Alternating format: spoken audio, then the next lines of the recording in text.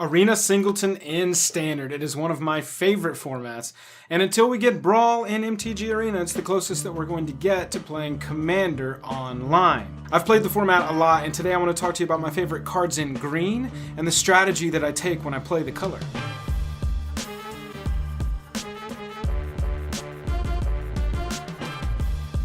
Hello and welcome to the day. Thank you for spending your time with us. Welcome back to another episode of Jake and Joel Are Magic. I am Joel. Today we are going to talk about green cards in Singleton on Arena. First, if you would do me a favor, hit that subscribe button down there and tell a friend about our channel. It really helps us out. I would appreciate it immensely. Let's talk about green in Singleton. Real quick, I'll give you the same caveat to the list I'm about to show you that I've had with every monocolor Singleton deck that we have out right now. All these cards were picked in a vacuum. They were not specifically chosen to fill in or work with any synergy or strategy or line of play. I've made what I think is a good stuff green deck, the very most powerful cards that we can find and put together on a good curve for Singleton. As such, there are no gold cards in these decks. Sometimes they will have artifacts if I think that there's some part of the color strategy that's missing to be a complete deck. I will fill in those abilities with artifacts, but for the most part it's just cards of the color. Also, feel free to use this as a ready-to-go deck. The deck list is down in the description. You can copy, paste, and be playing in seconds, or you can use this list as more of an inspiration of cards that you could choose to put in other multicolor decks that need green. So let's swap over and talk about the deck itself. You see here we've got a Singleton deck of every color, and today we're talking about green. We're going to start at the bottom. Llanowar Elves to ramp our mana. Prey Upon is removal in this color. And Hungering Hydra. Hungering Hydra is a great late game card. Play it for 6. You've got a 5/5 that can't be blocked by more than one creature. And unless they remove it every single time it takes damage, it's just going to get bigger. Moving to our 2-drop slot, we've got Dryad Greenseeker. Dryad Greenseeker is the card that I recommend as kind of a sleeper pick in green. In Singleton specifically, Greenseeker is fantastic. Tap it, look at the top card. If it's a land card, you can put it into your hand. You're getting to explore over and over again with Dryad Greenseeker just away from the keyword. This is a card that's going to really allow you to always be drawing something to be able to play every turn and not getting flooded out. Moving down, we've got Incubation Druid is a great mana dork that grows big and can become a threat or even more mana ramp.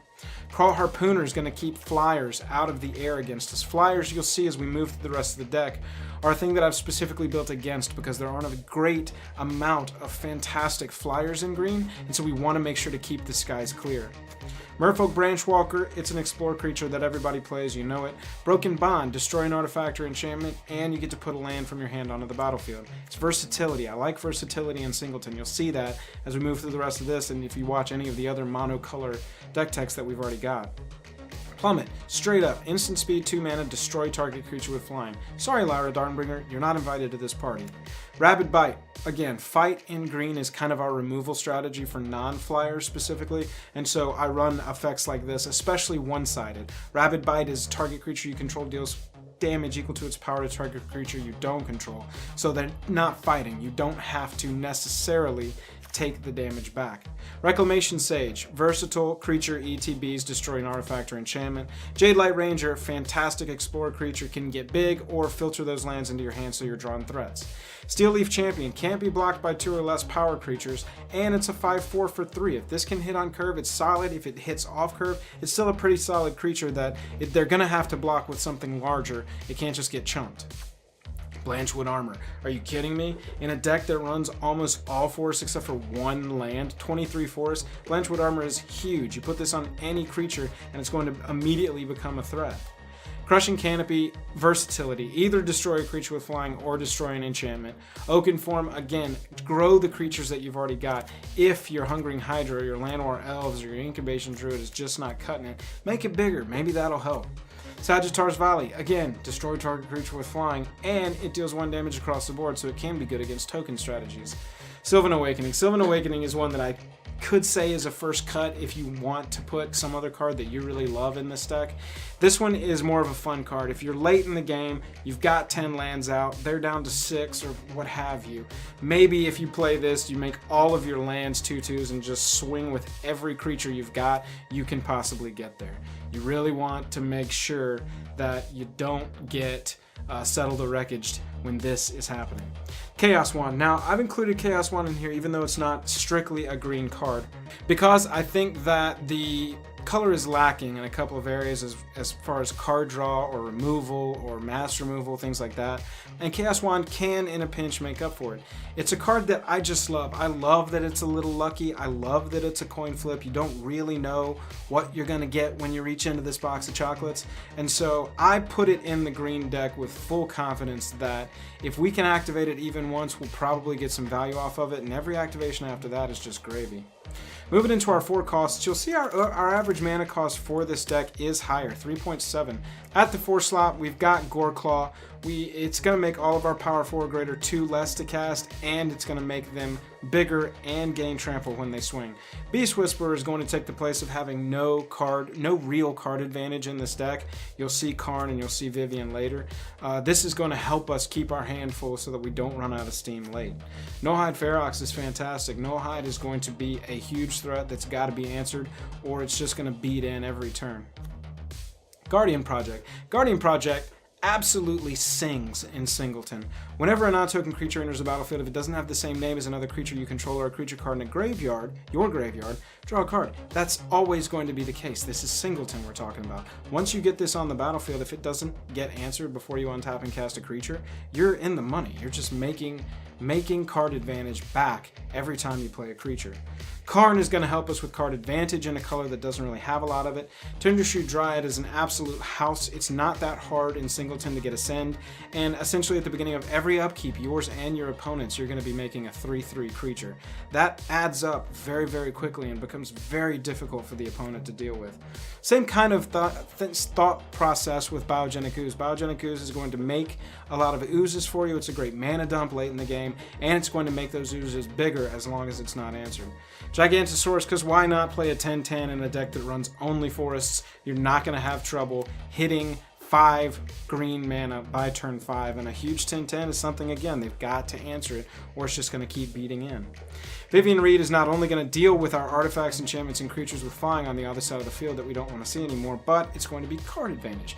Every time you activate her, you're getting a creature into your hand from your library, and so you're just constantly pushing out creatures. Moving into our 6 costs. Here we've got a 4/4 with a fight built in, so it's a removal that can leave a creature behind. Carnage Tyrant, which is a huge card, and other strategies have to build against this card, so you might as well play it. Trampling Hexproof 7/6, you cannot beat it. Colossal Dreadmaw, because it's 6/6 for 6 with trample, always good value. Grun the Lonely King, if this thing attacks alone, it's a 10/10. If you kicked it and it attacks alone, it's a 20/20. This Ape Warrior can get out of hand real quick. Multani, another card that is just fantastic, especially in Singleton, because every land you control is going to give it +1/+1, and you can return it from your graveyard to your hand just by returning 2 lands to your hand.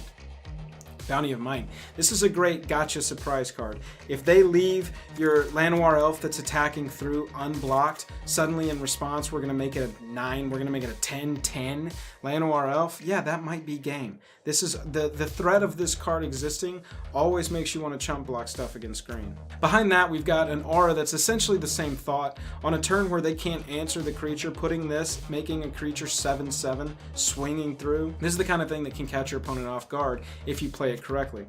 Pelakka Wurm is a 7/7 for 7 that's going to gain you 7 life and be trampling when it comes into the battlefield. And if it dies, you get to replace it with a card. I'm a big fan of this card, especially in Singleton. I think it's a great top end for this deck. Past that, we'll talk about the uncommon Dominaria lands. I do like Memorial to Unity. I think that this is a good card to play in a green deck because it's going to give you card advantage again in a color that doesn't really have a ton of it. Look at the top 5 cards. You can reveal a creature and put it in your hand. That can be huge at the right time. Go dig out your Pelakka Wurm. Gain 7 life if you're against the ropes. You know, go dig out if you've already got your Ascend online. Go dig out Tendershoot and just start growing and growing and growing. You'll stabilize on your side of the board while you're drawing other cards. I'm a fan of Memorial to Unity. I think you should play it. Like I said, feel free to grab the deck list from the description below and just play this deck ready, or you can take cards from it specifically to add to your decks where green is a color. Thank you so much for watching. Really appreciate it. Like I said, if you like the video, subscribe, tell a friend about our stuff. We are streaming every Sunday and Wednesday nights. We got new videos all the time. Tapped out. I'll catch you later.